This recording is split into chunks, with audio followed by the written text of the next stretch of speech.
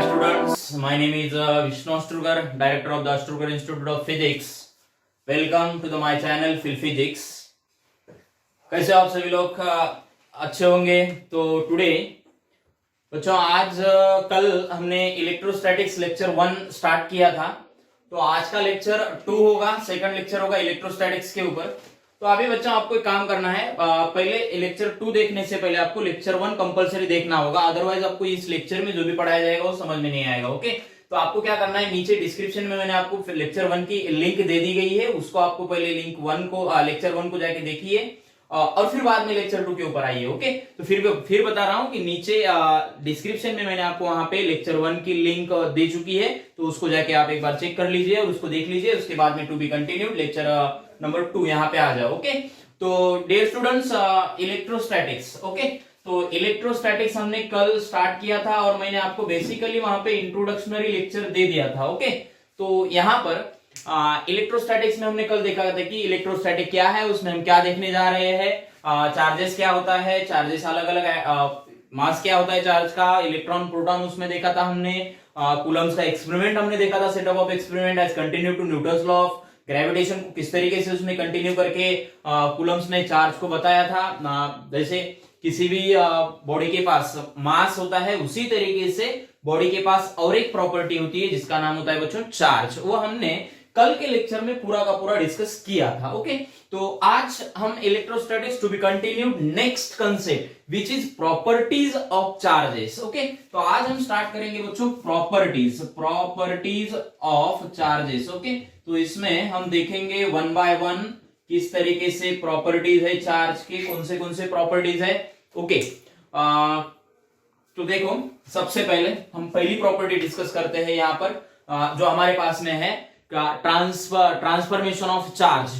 Charge जो है हमारा वो चार्ज ट्रांसफर होता है, यानी चार्ज ट्रांसफरेबल। ओके, ये पहली प्रॉपर्टी है ट्रांसफरेबल। ये कुछ उतना इंपॉर्टेंट नहीं है, लेकिन फिर भी आपको ये पता होना चाहिए कि क्या होता है चार्ज ट्रांसफरेबल। ओके, तो प्रॉपर्टीज ऑफ चार्जेस में पहली प्रॉपर्टी हम देखने जा रहे हैं वो है चार्ज ट्रांसफरेबल। चार्ज किस तरीके से ट्रांसफर होता है। ओके, और ट्रांसफर होता है तो उसमें क्या क्या हमें मालूम होना चाहिए। ओके, तो देखो अगर हमारे पास में मैं आपको क्या करता हूं कि दो बॉडीज लेता हूं, यहाँ पे मैंने एक बॉडी यहाँ पे बनाई, अब दूसरी बॉडी मैं क्या करता हूं यहाँ पे बनाई। ओके, तो यहाँ पर बच्चों आप लोगों को मैं बता देता हूं, बॉडी नंबर 1 हमारे पास में, बॉडी नंबर 1 ये है, दूसरी बॉडी हमारे पास में बॉडी नंबर 2।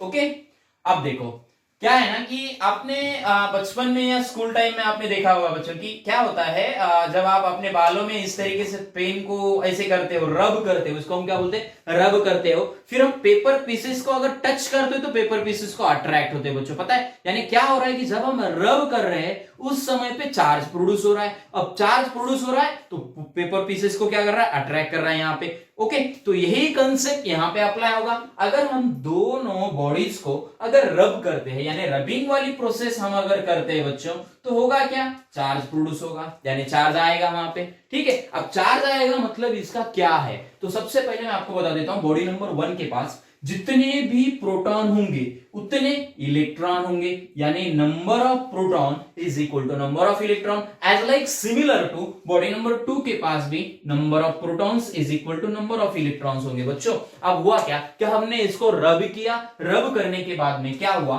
कि एक इलेक्ट्रॉन इस बॉडी में से इस बॉडी में चला गया। ओके, तो इस बॉडी में से इस बॉडी में चला गया मतलब 1 इलेक्ट्रॉन ओके ट्रांसफर हुआ। क्या हुआ बच्चों, ट्रांसफर, यानी इस बॉडी में से अनदर बॉडी दूसरे बॉडी में गया। कैसे गया, तो रबिंग प्रोसेस से गया बच्चों, हमने रब किया उसको। ओके, तो अब देखो दूसरी बात हम देखते हैं, अगर इस बॉडी में से यहां पे इलेक्ट्रॉन ट्रांसफर हुआ है। ओके, तो यहां बताओ मुझे, सब लोग बताओ मुझे क्या क्या होगा यहाँ पर, कि यहाँ पे डिफिशियंसी ऑफ इलेक्ट्रॉन होगा या एक्सेस ऑफ इलेक्ट्रॉन होगा बच्चों। ऑब्वियसली बात है कि अगर किसी बॉडी में से दूसरे बॉडी में इलेक्ट्रॉन जाता है तो उस समय पे यहाँ पे बच्चों मैं आपको बता देता हूं कि डिफिशियंसी ऑफ इलेक्ट्रॉन होगा। क्या होगा यहाँ पे, डिफिशियंसी ऑफ इलेक्ट्रॉन। अब दूसरी बात, ये हमें पता चला कि एक बॉडी से दूसरी बॉडी में इलेक्ट्रॉन गया है, जहां से गया है वहां पे डिफिशियंसी ऑफ इलेक्ट्रॉन होगा। तब मुझे एक बात बोलो, यहां से अगर इलेक्ट्रॉन वहां पे गया तो यहां पे चार्ज आया कौन सा बच्चों, या पॉजिटिव या नेगेटिव, बोलो सब लोग, पॉजिटिव आया कि नेगेटिव आया। ऑब्वियसली बात है यहां पे क्या होता है, मैं आपको 2 मिनट के लिए बता देता हूं। अगर यहां 100 इलेक्ट्रॉन्स है और 100 प्रोटॉन्स है बच्चों ओके। अब हुआ क्या कि एक इलेक्ट्रॉन यहां का इधर आ गया। ओके, यानी हुआ क्या, यहां पे बचे कितने 99 इलेक्ट्रॉन्स। ओके, अब ये 99 इलेक्ट्रॉन्स, इसमें 100 में से 99 प्रोटॉन को क्या करेंगे, कैंसल कर देंगे।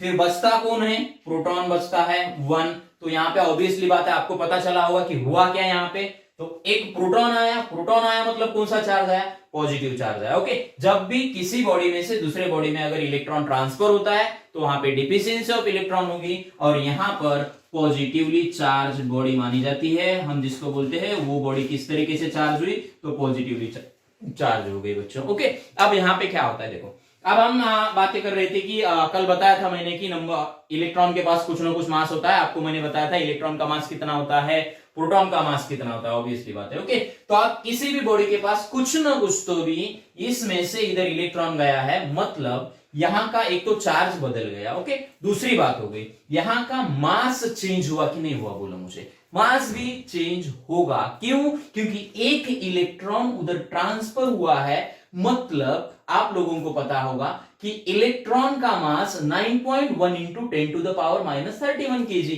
अब इतना मास उधर चला गया, ठीक है यार, बहुत कम मास है, मुझे भी पता है वो, लेकिन हुआ ना, कम तो हुआ ना कुछ तो भी हुआ ना। तो यही हम बता रहे हैं कि अगर यहां से एक इलेक्ट्रॉन उधर गया है तो इस बॉडी का मास चेंज होगा, यानी मास जो बॉडी का होगा, हम नया मास, अगर m डैश बोलते हैं इसको बच्चों। ओके, तो m डैश अगर हुआ तो क्या करेंगे हम, एक थोड़ा सा मास इधर चला गया यानी क्या हुआ, कम हुआ मतलब क्या करेंगे हम, सब्ट्रैक्ट माइनस कर देंगे। ओके, जितना मास पहले था उसमें से जो मास चेंज हुआ उसको हमने निकाल दिया। अब ये वाला जो कंसेप्ट है बच्चों, इसको हम बोलेंगे चेंज ऑफ मास। ओके, अब ये हमें कैसे निकालना है मैं आप लोगों को बताता हूं। इसको हमें निकालना है डेल्टा एम को, चेंज ऑफ मास को n इंटू ई। अब यहाँ पे n क्या है कि एक्चुअल में हमने एक इलेक्ट्रॉन को ट्रांसफर किया था, लेकिन रबिंग के प्रोसेस में क्या होता है कि हर बार एक ही इलेक्ट्रॉन ट्रांसफर होगा, ये तो बात नहीं होगी, कभी ज्यादा इलेक्ट्रॉन भी ट्रांसफर हो सकते हैं। तो n होगा हमारा number of electrons. Okay, number of transfer electrons. Okay, transferable electrons हम इसको बोल सकते हैं। और ई तो आपको पता है, ई की वैल्यू आपके पास में होती है 1.6 into 10 to the power -19 coulomb. ये छोटा बच्चा भी जानता है बच्चों। ओके, तो जो भी आ रहा है, तो यहां पे देखो आप लोग बॉडी को पॉजिटिव चार्ज किस तरीके से भी मैंने आपको बताया है कि रबिंग करते प्रोसेस में दो बॉडीज हमारे पास में थी, यहां से अगर एक इलेक्ट्रॉन यहां पे आया तो यहां पे डिफिशियंसी ऑफ इलेक्ट्रॉन हुई।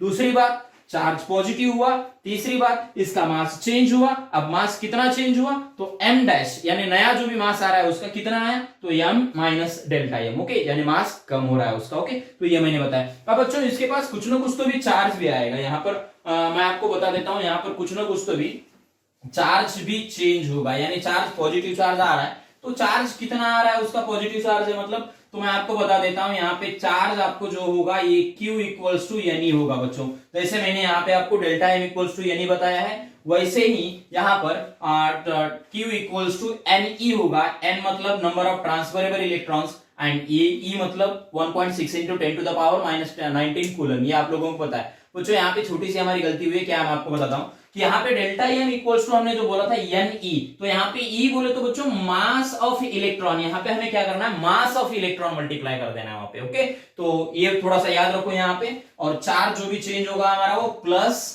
एन ई चेंज हो जाएगा। ओके, तो अब देखो जहां से इलेक्ट्रॉन ट्रांसफर हुआ था वहां पे मैंने आपको डिटेल में सब कुछ बता दिया बच्चों, इतना सब कुछ आपको कोई नहीं बताने वाला। ओके, तो मेरे से जुड़े रहिए, मेरे से बने रहिए। ओके, दूसरी बात आप देखो यहाँ पे यहां से एक इलेक्ट्रॉन इधर ट्रांसफर हुआ, तो जैसे यहाँ पे डिफिशियंसी हुई थी, तो ऑब्वियसली हम यहाँ पे थोड़ा सा डिस्कस करेंगे। यहाँ होगा एक्सेस ऑफ इलेक्ट्रॉन बच्चों, एक इलेक्ट्रॉन यहाँ पे आया, एक बात आपको पता चली होगी, एक्सेस ऑफ इलेक्ट्रॉन होगा। ओके, दूसरी बात, जैसे एक्सेस ऑफ इलेक्ट्रॉन हुआ तो यहाँ पे चार्ज कौन सा आएगा, यहाँ पे नेगेटिव चार्ज आएगा। ओके, यहाँ पर हमारे पास में आएगा नेगेटिव चार्ज, ये बॉडी हमारी बन जाएगी नेगेटिवली चार्ज। दूसरी बात, अब इसका भी मास चेंज होगा, लेकिन इसका मास कैसे चेंज होगा, ऐड हो जाएगा, क्योंकि एक इलेक्ट्रॉन इधर आया है तो मास कुछ ना कुछ तो भी उसमें ऐड हो जाएगा। ओके बच्चों, तो यहाँ का मास जो भी होगा वो हम बोलेंगे m dash equals to m plus delta m होगा बच्चों। ओके, फिर मैंने ये डेल्टा m यहाँ पे आपको बता ही दिया है क्या होता है, और m डैश भी बता दिया है। दूसरी बात, अगर इसके हम चार्ज की बात करेंगे तो ये भी चार्ज उतना ही रहेगा, सिर्फ यहाँ पे कौन सा चार्ज आ रहा है, नेगेटिव चार्ज आ रहा है। ओके, यानी Q इक्वल्स टू क्या होगा, तो एन ई हो जाएगा। ओके, एन क्या है? तो number of transferable electrons, number of transferable electrons. Okay, दूसरी बात, ये जो हमने ई लिखा है यहाँ पे, ई क्या है? ये इलेक्ट्रॉन। ओके बच्चों, तो चलो ये हुआ हमारा charge transferable properties of charge में क्या होता है, चार्ज किस तरीके से ट्रांसफर होता है। मैंने आपको यहाँ पे डिटेल में बताया बच्चों कि एक बॉडी से दूसरे बॉडी में अगर चार्ज होता है तो दोनों बॉडी में क्या चेंज होगा, उसके पास क्या चार्ज होगा, ये मैंने आपको बताया है।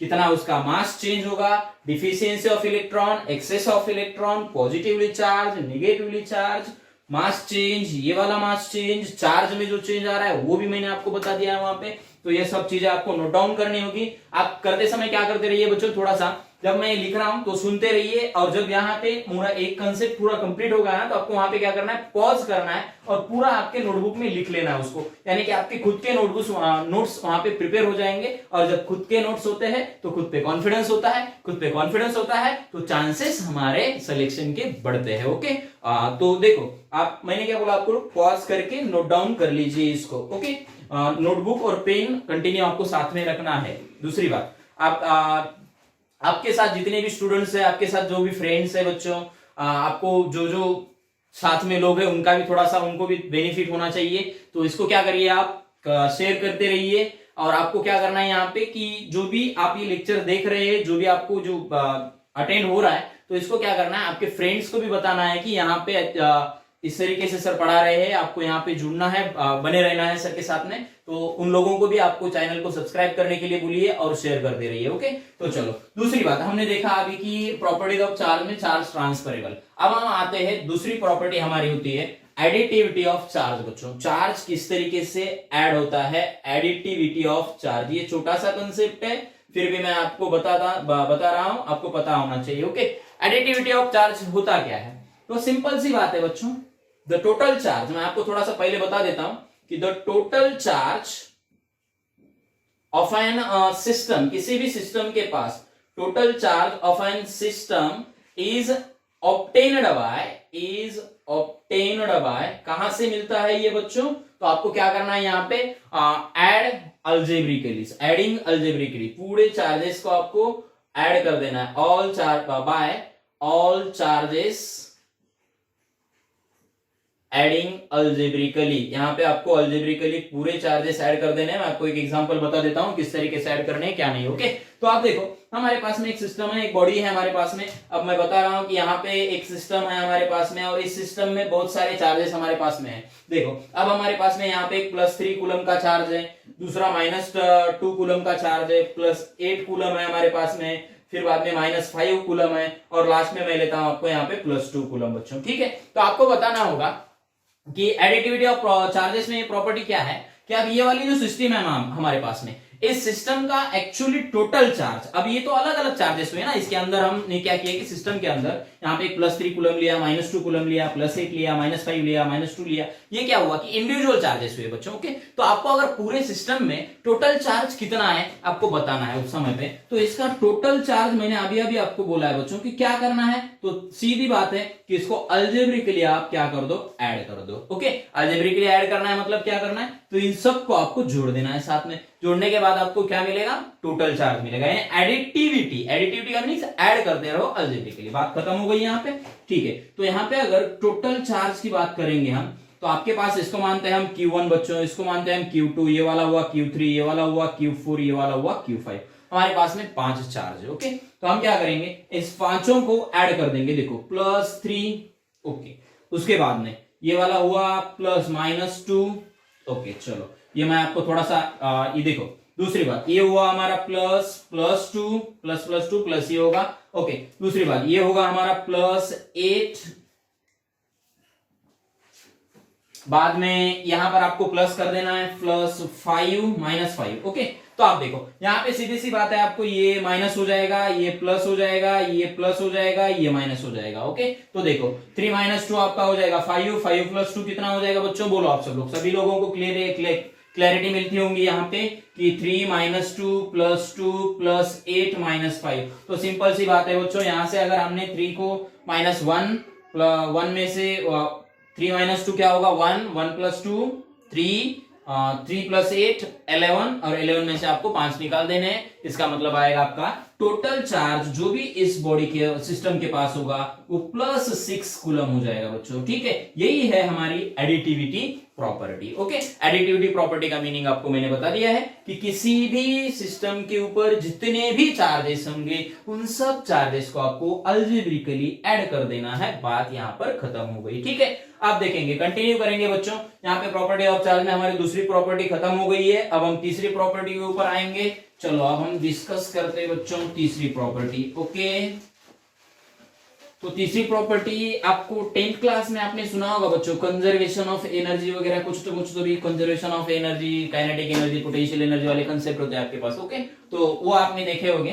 तो मैं आपको क्या करता हूं, यहाँ पे कंजर्वेशन की तीसरी प्रॉपर्टी हमारे पास में कंजर्वेशन ऑफ चार्ज।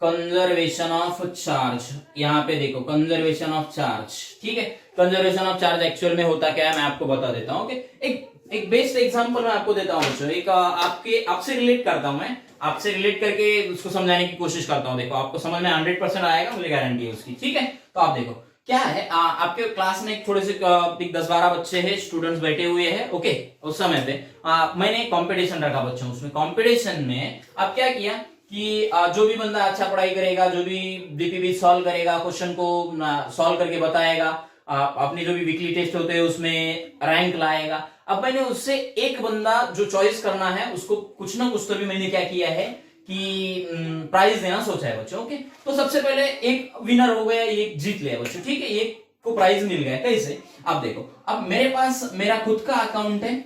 ओके, अब इस अकाउंट में मेरे पास में है बच्चों एक मेरे अकाउंट में यहाँ पर है 1000 रुपए। बहुत सारी अमाउंट है उसमें, बहुत मेरे अकाउंट में बहुत अमाउंट है और वो अमाउंट आपको मैं बता देता हूँ 1000 है। ओके, अब क्या है, जो भी विनर हुआ है, जो भी बच्चा जीत गया है उसको मुझे क्या करना है, 500 रुपए प्राइज दे देना है बच्चों। मैंने 500 रुपए प्राइज रखा है। ओके, तो अब उसका अकाउंट यहाँ पे होगा। ठीक है, अब हुआ क्या मैं आपको बता देता हूँ। इसके अकाउंट में आपको तो पता है बच्चों, स्टूडेंट लाइफ होती है, स्टूडेंट लाइफ में बहुत मुश्किल से आपको पॉकेट मनी मिलता है, वो भी आप अकाउंट में कहां डालोगे। तो यहाँ पे अकाउंट में कितना रुपए है आपके पास, तो यहाँ पे आपके पास बहुत अमाउंट है, इतनी सी अमाउंट है। ओके बच्चों, ठीक है, अब देखेंगे हम आपके पास यहाँ पर मेरे अकाउंट में थे 1000 रुपए, इसके अकाउंट में थे आपको पता है 0। ठीक है, तो क्या किया कि ये इसने प्राइज जीत लिया है। मैं क्या करता हूं, यहां से इसको ट्रांसफर कर देता हूं बच्चों 500 रुपीज। अब मुझे बोलो, अब इनिशियली थोड़ा सा कॉन्सेंट्रेट करो बच्चों आप लोग। ठीक है, अब मेरे पास इसमें से अगर यहाँ पर 500 रुपए चले गए तो यहाँ पर कितने बचे, 500 रुपए बचे बच्चों। ठीक है, अब दूसरी बात, यहाँ पे कितने आए, तो यहाँ पे भी 500 रुपए आए। अब बताओ कि इनिशियली इन दोनों के पास में, यानी इनिशियली आप लोग मुझे बोलो कि दोनों के पास में कितनी अमाउंट थी। तो इनिशियली अगर हम दोनों को ऐड करते हैं 1000 + 0, तो इनिशियली हमारे पास में अमाउंट है 1000 रुपए। ठीक है, अब फाइनली हम देखेंगे कि कितना हमारे पास में अमाउंट है। ओके, तो फाइनली अमाउंट है हमारे पास में, देखो दोनों को अगर हम ऐड करते हैं तो 500 ये भी कितना होगा बच्चों, 1000। तो यहां पे आप लोग थोड़ा सा देखो कि यहां पर क्या हुआ कि एक तो बात ट्रांसफर हो गई, लेकिन जितना इनिशियली था उतना फाइनली हो गया। कुछ चेंज हुआ इनिशियल और फाइनल में, फाइनल अमाउंट में और इनिशियल अमाउंट में कुछ चेंज हुआ है हमारे पास, नहीं हुआ है बच्चों, वो सेम अमाउंट है। वहां पर भी 1000 थी, यहां पर भी 1000 है। ठीक है, इसका कंसेप्ट मैं आपको चार्ज से किस तरीके से रिलेट है थोड़ा सा बता देता हूं, यानी क्या होता है इसमें। तो सबसे पहले आप लोग देखो, यहां पर आपको मैं बता देता हूं जिसका कंजर्वेशन ऑफ चार्ज को क्या बोलते हैं। कंजर्वेशन ऑफ चार्ज क्या है, ये charge neither be created nor be destroyed बच्चों। देखो, neither be created nor be destroyed but they can only transfer। इसका मीनिंग आपको यहां से समझ में आ रहा होगा बच्चों। ठीक है, but they can only transfer। यहां पर आप लोगों को चार्ज या तो क्रिएट भी नहीं होगा और या तो डिस्ट्रॉय भी नहीं होगा, लेकिन चार्ज ट्रांसफर हो सकता है। इसका मतलब क्या हुआ बच्चों कि जो अमाउंट इनिशियली थी वही अमाउंट फाइनल हुई, यानी ना क्रिएट हुआ ना डिस्ट्रॉय हुआ, लेकिन ट्रांसफर 100% हो गया। यानी हम यहां से आपको कंसेप्ट अच्छे से समझ में आया होगा कि कंजर्वेशन ऑफ चार्ज क्या है। Charge neither be created nor be destroyed but they can only transfer बच्चों, ठीक है, ये ट्रांसफर हो सकता है। ओके, क्लियर है यहाँ पे। अब दूसरी बात यहाँ पर और यहाँ पे मैं आपको चार्ज में किस तरीके से कन्वर्ट होता है बताता हूँ कि अगर हमारे पास में दो चार्ज है बच्चों, एक चार्ज है Q, इसके पास में +10 कूलम चार्ज है, ओके, Q1, ठीक है। अब दूसरा चार्ज है हमारे पास, इसके पास है -2 कूलम चार्ज, -2 कूलम चार्ज। अब दोनों को अगर हमने ऐड कर दिया टोटल, यानी टोटल इनिशियली यहाँ पर आप लोग मुझे बोलो कितना होगा, तो आप बोलो कितना होगा, +10 और -2, +10 -2 कितना होगा बच्चों, +10 -2 होता है हमारे पास में +8 कूलम। ओके, अब क्या किया कि एक इलेक्ट्रॉन यहां का इधर आ गया, एक चार्ज बच्चों इधर यहां का इधर आ गया 1 कूलम चार्ज। ओके, अब हुआ क्या देखो, अगर यहां का 1 कूलम चार्ज इधर आ गया है तो यहां पे अलग अलग चार्जेस होंगे, ट्रांसफर हुआ है तो यहाँ का एक चार्ज इधर आया, मतलब इसमें से एक निकाल दीजिए, यहाँ पे कितना होगा 9 कूलम, यहाँ पे एक आया है, इसका मतलब इसमें एक ऐड कर दीजिए, -2 और +1 क्या हो जाएगा, तो -1 हो जाएगा, ठीक है, -1 कूलम। अब आप फाइनली देखो यहाँ पे Q जो टोटल हमारा होगा वो फाइनली कितना बनेगा बच्चों, तो आप लोगों को मैं बता देता हूँ फाइनली, +9 और -1 कर दीजिए, बस बात खत्म हो गई, +8 कूलम यहाँ पे आ जाएगा। यानी आपको यहाँ से पता चला कि जो हमारे पास में फाइनली इनिशियली चार्ज था वही चार्ज फाइनली हुआ बच्चों। ये आपको अच्छे से याद रखना है, या आपको न्यूमेरिकल सॉल्व करते समय ये रहेगा, इसको 3 स्टार कर लीजिए या इसको आप नोट में इंपॉर्टेंट अंडरलाइन कर दीजिए। ये आपको सबसे इंपॉर्टेंट है, Q initial equal to Q final, यहीं से हम क्वेश्चंस को सॉल्व करने वाले हैं। ओके, न्यूमेरिकल्स आपको यहां से सॉल्व हो जाएंगे, ठीक है। तो ये हुआ बच्चों हमारा कंजर्वेशन ऑफ चार्ज क्या होता है, यानी चार्ज ना तो क्रिएट होता है ना तो डिस्ट्रॉय होता है, लेकिन ट्रांसफर बहुत होता है, ठीक है। तो ये मैंने आपको अच्छे से कंसेप्चुअली बहुत बेहतरीन एग्जांपल से आपको यहाँ पे समझाया है, और आपको ये है, उम्मीद है कि ये 101% समझ में आया होगा, ठीक है। तो हम आगे कंटिन्यू करेंगे नेक्स्ट प्रॉपर्टी ऑफ चार्ज बच्चों। नेक्स्ट प्रॉपर्टी के बारे में हम बात करते हैं। अभी मैं बार बार आपको ये चीज बोल रहा हूँ कि जब भी मैं इसको रब कर रहा हूँ तो उससे पहले आप पॉज करके इसको नोट डाउन करते रहिए, ओके। तो यहां पर हम नेक्स्ट आते हैं प्रॉपर्टीज ऑफ चार्ज में। तीसरी प्रॉपर्टी हमने देखी थी, अब आती है नंबर 4, और इसको थोड़ा सा आईएमपी समझिए बच्चों, ठीक है। आईएमपी का मतलब होता है कि थोड़ा सा इंपॉर्टेंट, अब तक जो देखा है उससे थोड़ा इंपॉर्टेंट, ओके, यानी नीट के अकॉर्डिंगली या जेडब्ल्यू के अकॉर्डिंगली। ओके, तो ये प्रॉपर्टी है हमारी quantization of charge, quantization of charge. Okay, ये है हमारी property quantization of charge. Quantization क्या होता है, ओके।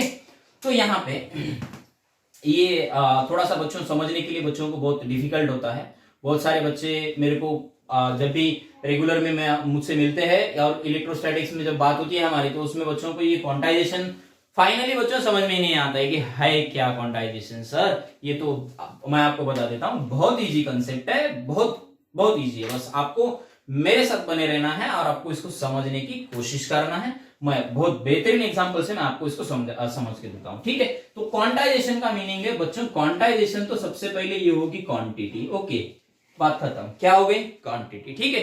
यानी कि चार्ज किस में होता है, क्वांटिटी में होता है, ओके। यानी चार्ज को हम किस तरीके से बताएंगे। दूसरी बात, क्वांटिटी ये होता है बच्चों available in fixed amount, okay, available in fixed amount, available in fixed amount, यानी ये फिक्स्ड अमाउंट में ही अवेलेबल होगा। दूसरी बात, विच आर काउंटेबल, यानी इसको हम काउंट कर सकते हैं, काउंटेबल भी बोल सकते हैं इसको हम, ठीक है, ओके। तो दूसरी बात अब ये हुआ quantization of charge available in fixed amount, या विच आर काउंटेबल, काउंट कर सकते हैं हम, ऐसा हम बोल रहे हैं। मैं आपको एक एग्जांपल देता हूं बच्चों और उससे रिलेट कर देता हूं यहाँ पे, ठीक है। अब क्या हुआ कि हमारे क्लास में एक 50 स्टूडेंट्स बैठे हुए हैं और हमने बोला कि वे इंक्लूडिंग फैकल्टी आपको काउंट कर देना है। तो आप क्या बोलेंगे सर, 50 स्टूडेंट्स प्लस 1 फैकल्टी, और ये बन जाएगा कितना, 51, ओके। अब हुआ क्या कि अचानक से आपके क्लास में एक छोटे से बच्चे ने एंट्री ले ली। अब ये बच्चा है बच्चों आप 12th में, अब वो बच्चा है फर्स्ट या एलकेजी यूकेजी में, ऐसा आप मानिए, ठीक है, कंसिडर कीजिए। अब मैंने उसी समय पे पूछा जब उसने एंट्री ली, तो वहां पे मैंने पूछा आप लोगों को कि अब बोलो मुझे कि कितने इस रूम में इंक्लूडिंग फैकल्टी क्वांटिटी है, स्ट्रेंथ है। तो आप लोग क्या बोलेंगे, सर 50 स्टूडेंट्स थे, फैकल्टी 1 थी, अब छोटा बच्चा आया है और एक बढ़ गया है, तो कितने हो गए 52। यही आंसर आपका होगा। लेकिन क्या ऐसा बोलते हो आप लोग सर, आप लोग बच्चे बोलते हो ऐसा कि मुझे बोलो कि सर 50 स्टूडेंट्स 1 फैकल्टी, और जो छोटा बच्चा है सर उसको हम आधा पकड़ेंगे, उसको हम थोड़ा सा, तो बोले तो 52.5, 52.1/4, 52.3/4 ऐसा बोलते हैं क्या आप लोग, या 52.53 ऐसा बोलेंगे आप लोग, ऐसा बोलेंगे नहीं ना। तो आप क्या उसको पूरा, वो कितना छोटा भी होगा तो उसको आप क्या करते हैं, 1 काउंट करते हैं, इंटीजर में उसको काउंट करते हैं। आप लोग समझ में आ रहा है आप लोगों को कि क्या करते हैं, आप लोग उसको इंटीजर में काउंट करते हैं। आप लोग नहीं बोलते हो, आप कोई भी चीज के बारे में मैं बता रहा हूं कि अगर 4 है, 4 के बाद में अगर छोटा बच्चा कोई आया तो आप लोग बोलते हो 4.25 हुआ क्या, नहीं। 4.25 हुआ, नहीं। 4.5 नहीं, आप क्या बोलते हो, सो 4 डायरेक्ट 5, यानी आपने वहां पे फ्रैक्शन में लिया क्या, नहीं लिया। उसी तरीके से आपको चार्ज को अगर काउंट करना है तो चार्ज कभी भी काउंट होता है integral multiple of integer. Okay, integer के मल्टीपल ही उसको आपको काउंट करना है बच्चों, और ये आपको यहाँ पे होता है। मैं आपको इसका रीजन वगैरह सब कुछ बता देता हूं, थोड़ा सा आप यहाँ पे कॉन्सेंट्रेट करिए। ओके, अब दूसरी बात यहाँ पे मैं आपको बता देता हूं कि ये ग्राफिकल तरीके से थोड़ा सा मैं आपको इसको समझाने की कोशिश करता हूं। चार्ज अगर यहाँ पे है और चार्ज यहां तक आया इंक्रीज होते हुए, ओके, तो लेकिन मैं आपको बता देता हूं चार्ज कभी भी ऐसा इंक्रीज नहीं होगा। चार्ज कभी भी डायरेक्ट कंटिन्यूअस प्रोसेस से इंक्रीज नहीं होता है। यानी मैं आपको यहां पे पहली लाइन लिख देता हूं, increase of charge is not a continuous process, continuous process। Okay बच्चों, ये कंटिन्यूअस प्रोसेस नहीं है, ये कंटिन्यू बढ़ता नहीं है।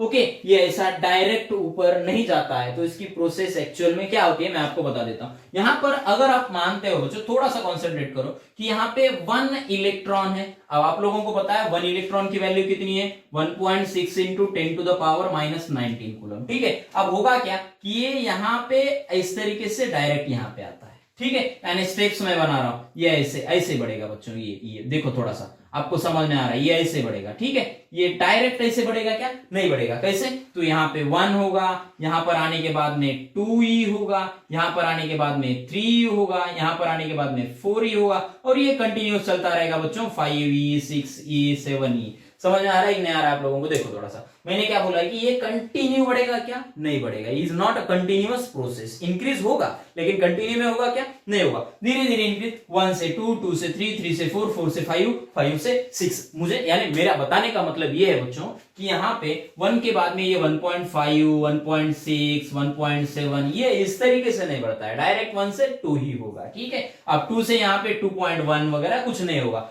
2 से 3 पे होगा, 3 से 4 पे होगा। ठीक है, यानी इसका मतलब ये है, आप लोग बोलते होंगे सर ये तो हमें समझ में आया कि जो कंटिन्यूअस प्रोसेस नहीं होता है, ओके कोई बात नहीं। ठीक है, लेकिन सर प्रॉब्लम क्या है, आप लोग ये बताओ कि एक्चुअल में ये कंटिन्यू क्यों नहीं बढ़ता है। ओके, ये बढ़ता क्यों नहीं है कंटिन्यूअस प्रोसेस, इसकी होती क्यों नहीं, हम इंटीग्रली मल्टीपल क्यों करते हैं बच्चों। क्या है ना कि ये जो हमारा इलेक्ट्रॉन है, इसका रीजन मैं आपको बता देता हूं। ये जो इलेक्ट्रॉन है ना, ये इलेक्ट्रॉन हमारा, इलेक्ट्रॉन इज नॉट ब्रोकन, ये ब्रेक नहीं होता है। इसका रीजन क्या है कि इलेक्ट्रॉन ब्रेक नहीं होता है। यानी 1 इलेक्ट्रॉन अगर हमने लिया है तो इंक्रीज होते समय 2 इलेक्ट्रॉन पे ही जाएगा, ये ब्रेक नहीं होगा। क्यों नहीं होगा, आपको ब्रेक नहीं होगा, इसीलिए ये कंटिन्यूअस प्रोसेस फॉलो नहीं करता है। हम 1 से 2 यानी दूसरा इलेक्ट्रॉन ही हमें ऐड करना होगा, आधा, पाउन या 1/4, 3/4 आपको इस तरीके से ऐड वहां पे नहीं हो पाएगा। इसीलिए काउंट करते समय आपको इसको इंटीग्रल मल्टीपल में ही लेना है। यानी क्वांटिटी ऑफ चार्ज, यहां पे हम फाइनली कंक्लूजन पे ये बता सकते हैं कि quantity of charge is an integral multiple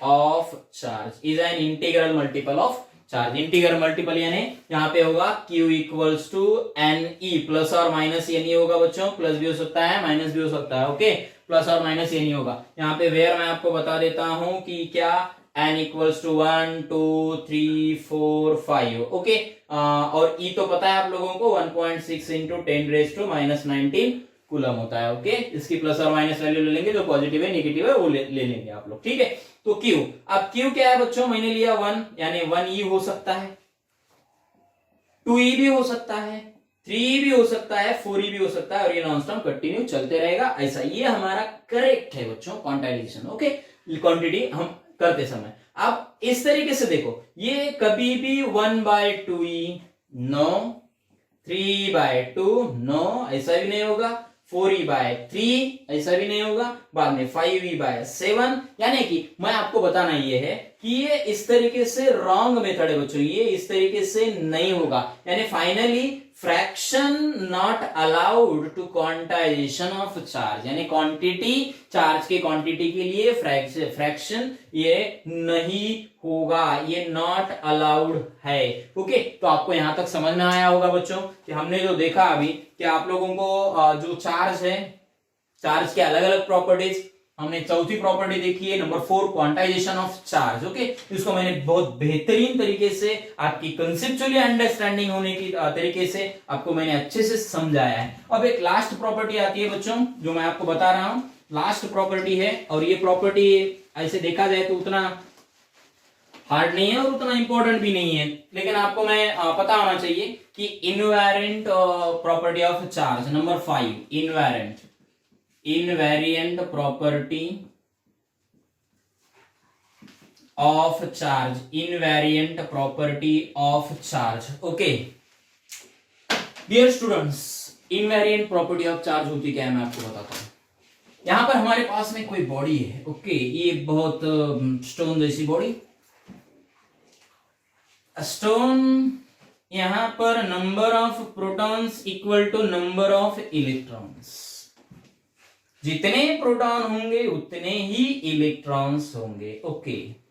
अब आपको ये बना हुआ है, ये बॉडी है, मैटर है, ये किस चीज से बनी हुई है, एटम से बनी हुई है, ओके। अब मैं थोड़ा सा आपको यहाँ पे एटम के यहाँ पे लेकर चलता हूं, ये हमारा न्यूक्लियस, यहां पर होंगे बच्चों पॉजिटिव चार्ज यानी प्रोटॉन, और इसके अराउंड, न्यूक्लियस के अराउंड इलेक्ट्रॉन होंगे, ओके। अब मेरे को बताने का मकसद ये है बच्चों आपको कि यहाँ पर पॉजिटिव जो है, प्रोटॉन जो है, ये है रेस्ट पे, और इलेक्ट्रॉन तो आपको पता है revolving around the nucleus in an circular orbit, यानी ये जगह पे तो नहीं घूम रहे, ये रिवॉल्व हो रहे हैं, ये मोशन में है। तो आप लोग मुझे बोलो ये मोशन में है तो क्या ये रेस्ट और मोशन में इन दोनों के बीच में चार्ज चेंज होगा, चार्ज में बदल आएगा, कुछ डिफरेंस होगा, नो, यानी इनवेरिएंट का मतलब है कि कोई भी वेरिएंट नहीं होगा, कोई भी चेंज वहां पे नहीं रहेगा। इसका मतलब ये है कि चार्ज आपका रेस्ट में रहे या चार्ज आपका मोशन में रहे, ये बराबर ही होगा, सेम ही होगा, यही हमारी है इनवेरिएंट प्रॉपर्टी, ओके। समझ में आया? तो बहुत इजी कंसेप्ट था ये, उतना हार्ड हमारा नहीं था, ओके, क्लियरली। तो बच्चों अब हमने देखा है कि प्रॉपर्टीज ऑफ चार्ज, थोड़ा सा डीपीपीज वगैरह हम कल से लेंगे, तो मैं क्या करता हूं आपको प्रॉपर्टीज ऑफ चार्ज के ऊपर एक दो एग्जांपल्स लेके देखता हूं, न्यूमेरिकल्स क्या आते हैं आप लोगों को, नहीं आते हैं, और मेरे साथ जब भी मैं न्यूमेरिकल्स ले रहा हूं बच्चों, तो आपको क्वेश्चन में जब लिखता हूं तो उस समय पे आपको पॉज करके जल्दी से उसको सॉल्व करने की कोशिश करनी है, ओके। मेरा वेट नहीं करना है बच्चों, ठीक है। देखो क्वेश्चन एग्जांपल मैं आपको बताता हूं, पहला example, first example number 1, given below the charges, given below the charges which are possible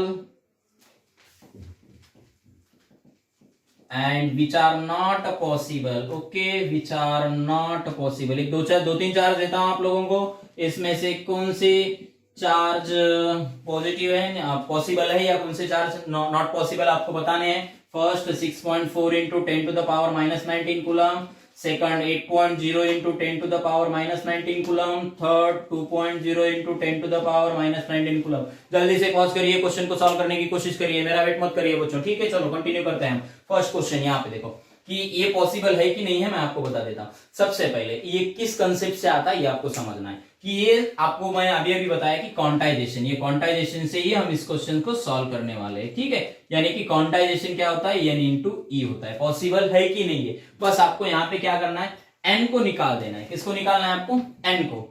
अगर एन आपका इंटीजर आया तो आपका क्या हुआ, चार्ज पॉसिबल हुआ। यही आपका कंसेप्ट है और यहीं से आपके क्वेश्चन सॉल्व होने वाले हैं, ठीक है।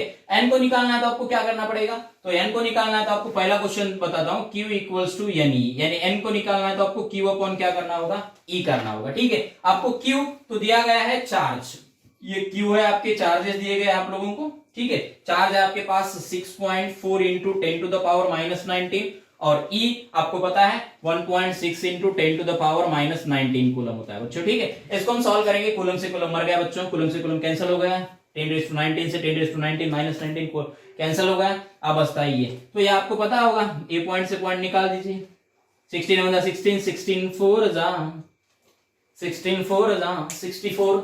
अब ये हुआ n इक्वल्स टू 4। अब n आया हमारा 4, n आया हमारा इंटीजर आया तो चार्ज इज अ पॉसिबल, यानी फर्स्ट जो है ये पॉसिबल होगा, ठीक है। अब दूसरा देखेंगे, सॉरी मैं आपको दूसरा क्या करता हूं बच्चों, होमवर्क के तौर पे दे देता हूं, ठीक है। आप खुद घर पे करिए, बाद में देखिए। अगर किसको नहीं आता है, जो जिसको आता है मुझे कमेंट करके आंसर बोलिए, ठीक है। चलो 3 नंबर का 3 क्वेश्चन नंबर 3 देखो, यहाँ पे आपको सिंपल सी बात है, एन इक्वल्स टू क्या करना है, क्यू अपॉन ई कर देना है, ओके। क्यू कितना है आपके पास 2.1 इंटू 10⁻19 है, चलो कोई बात नहीं है। बाद में ई कितना है आपके पास 1.6 इंटू 10 टू द पावर -19 है। ये कूलम है, कूलम से कूलम मर गया बच्चों, ठीक है। यहाँ पे 10⁻19 10⁻19 भी चला गया। अब देखो पॉइंट से पॉइंट निकाल दीजिए, बात खत्म हो गई। इसको आप 4 5 जा 20 और ये होगा 4 4 जा 16, ठीक है। अब बचा आपके पास 5/4 और इसको कौन नहीं सॉल्व करता बच्चों, ठीक है। ये तो एलकेजी का कंसेप्ट हुआ अभी, यानी 1.25 आपका आंसर आएगा, ठीक है। अब बताओ ये 1.25 क्या फ्रैक्शन में है कि इंटीजर में है, तो ये फ्रैक्शन में हुआ सर। यहाँ पे डेसिमल पॉइंट आया, तो आपको पता है सर फ्रैक्शन में जब होता है तो चार्ज पॉसिबल नहीं होता है, यानी दिस इज नॉट पॉसिबल बच्चों, ठीक है। अब देखो मैंने इस क्वेश्चन में आपको बताया था कि कौन से चार्जेस पॉसिबल है, कौन से चार्जेस नॉट पॉसिबल है, आपको निकालने हैं। मैंने यहाँ पे फर्स्ट और थर्ड को निकाल दिया है, तो आप आराम से सेकंड को निकाल दीजिए होमवर्क से। जो भी आंसर आ रहा है आपका मुझे कमेंट बॉक्स में कमेंट करके बताइए, मैं सही है या गलत है आपको वहीं पे कमेंट करके बताऊंगा, ठीक है बच्चों। चलो अब नेक्स्ट क्वेश्चन हम लेते हैं, और ये क्वेश्चन है बच्चों थोड़ा सा आपको सोचने वाला, थिंकिंग लेवल का कंसेप्ट है, और यहाँ पे ये क्वेश्चन के बाद हम आज स्टॉप करेंगे, ओके। तो अभी मैं आपको बता देता हूं कि क्या एक्चुअल में है। चलो second question, example number second हमारा क्वेश्चन सेकंड, सोचिए जल्दी। क्वेश्चन नंबर सेकंड क्या है मैं बताता हूं। A soap bubble is given a negative charge, उसको हमने नेगेटिव चार्ज दे दिया। A soap bubble is given a negative charge, then the radius will be, okay, first increase, second decrease, C बोलो unchanged, कुछ भी चेंज नहीं होगा, last none of these, okay. तो आपको यहां पे बताना होगा A soap bubble is given in negative charge and radius will be, क्या होगा उसका, इंक्रीज होगा, डिक्रीज होगा, रिमेन्स अनचेंज्ड होगा, या नन ऑफ दीज होगा। बच्चों सोप बबल आपको पता है कि नहीं पता है, छोटे बच्चे थे तब आपको पता होगा कि पानी में साबुन डाल के आप वो बबल्स वगैरह निकलते हैं, या वो छोटे समय पे आपको दुकान पे मिलती है, देखो ये ऐसे करके हम बबल्स अलग अलग तरीके से निकलते हैं ना, ऐसा करते हम बबल्स खेलते हैं, एक दूसरे के ऊपर होते हैं वो बबल्स, वही अब जो पानी में डुबाना है, साबुन रहती है उसको ऊपर निकालना है, ऐसा कर देना है, क्या निकलता है, बबल, ओके।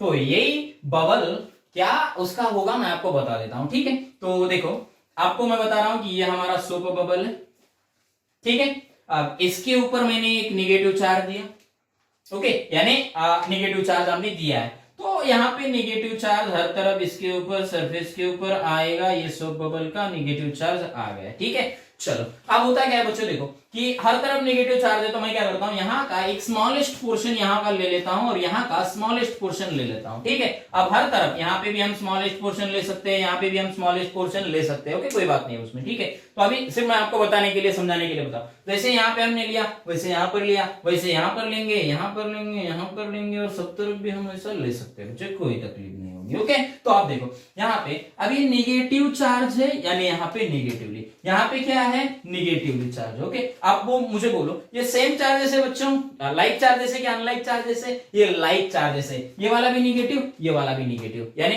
यहाँ पे होंगे लाइक चार्जेस, ओके, दोनों भी नेगेटिव, तो ये लाइक चार्जेस। और आप लोगों को पता है लाइक चार्जेस क्या करते हैं, रिपेल करते हैं, क्या अट्रैक्ट करते हैं, तो लाइक चार्जेस रिपेल करते हैं, एक दूसरे को दूर दूर ढकेलते हैं, पास आने नहीं देते हैं। तो ये वाला इलेक्ट्रॉन इसको दूर ढकेलेगा, ये वाला इलेक्ट्रॉन इसको दूर ढकेलेगा, तो ऑब्वियसली बात है, इसको थोड़ा सा देखो, ये उधर ढकेलेगा, ये उधर ढकेलेगा, तो हर तरफ यहाँ पे भी ऐसा ही होगा, ये नीचे आएगा, रिपेल करेगा, ये रिपेल करेगा, ओके। यहाँ का इलेक्ट्रॉन इसको रिपेल करेगा, यहाँ का इलेक्ट्रॉन उसको रिपेल करेगा, तो धीरे धीरे धीरे धीरे धीरे धीरे धीरे धीरे ये क्या होगा, बबल बढ़ता जाएगा, बढ़ता जाएगा, बढ़ता जाएगा, तो बढ़ता जाएगा तो क्या होगा यार, रेडियस ऑब्वियसली बात है यार, क्या होगी, इंक्रीज हो जाएगी ना। तो ये हुआ हमारा सुपर बबल इंक्रीज, ओके। तो बच्चों आज हमने प्रॉपर्टीज ऑफ चार्ज देखा है, उसके ऊपर 2 क्वेश्चंस देखे हैं। अब अगला इलेक्ट्रोस्टैटिक्स का जो भी हमारा लेक्चर होगा उसमें हम क्या करेंगे बच्चों, अभी प्रॉपर्टीज तो हमने देखा है, प्रॉपर्टीज हो गई है, तो हम बाद में मेथड्स ऑफ चार्जेस, यानी चार्ज किस तरीके से होता है, और उसके ऊपर इंपॉर्टेंट बच्चों, उसके ऊपर जो भी न्यूमेरिकल्स आएंगे, जो भी क्वेश्चंस आएंगे, वो वहीं से मिलते हैं आप लोगों को। वैसे ही मैं ये नहीं बोल रहा हूँ ये इंपॉर्टेंट नहीं है, वो भी इंपॉर्टेंट है, ये भी इंपॉर्टेंट है, तो आपको ये लेक्चर देखने के बाद में उसको भी अटेंड करना है, ठीक है। तो चलो अभी तक बच्चों जिन लोगों ने चैनल को सब्सक्राइब नहीं किया है, फिल फिजिक्स मेरा चैनल है, तो चैनल को सब्सक्राइब करिए, तो मेरा मोटिवेशन बढ़ता है, मुझे इंस्पायरेशन मिलता है बच्चों, आपसे एनर्जी आती है, और मैं आपको जितना ज्यादा देने की कोशिश करूंगा उतना ज्यादा देने की कोशिश करता रहूंगा, ठीक है। तो चैनल को पहले सब्सक्राइब करिए बच्चों, और आपके जो फ्रेंड्स होंगे, आपके जो दोस्त होंगे, रिलेटिव्स होंगे, तो उनको भी अगर इसकी जरूरत है, नीट की प्रिपरेशन कर रहे हैं बच्चे, जेडब्ल्यू, फिर या कोटा में हो, दिल्ली में हो, मुंबई में हो, कहीं पर भी हो बच्चे, तो उनको ये लेक्चर्स अटेंड करने के लिए बोलिए, ठीक है। लेक्चर्स अटेंड करने के बाद में उनका कॉन्फिडेंस बढ़ेगा, ये मुझे 100% गारंटी है बच्चों, उनको कॉन्सेप्ट्स क्लियर होंगे, फिजिक्स आपको पता है, फिजिक्स पता है भी तो भी आपको मैं बताता हूं कि अगर आप बने रहेंगे विष्णु अष्टुरकर सर के साथ, तो फिजिक्स उतना हार्ड नहीं जाएगा बच्चों आपको, ठीक है। तो चलो कल मिलते हैं, thank you for watching, okay. कितने बजे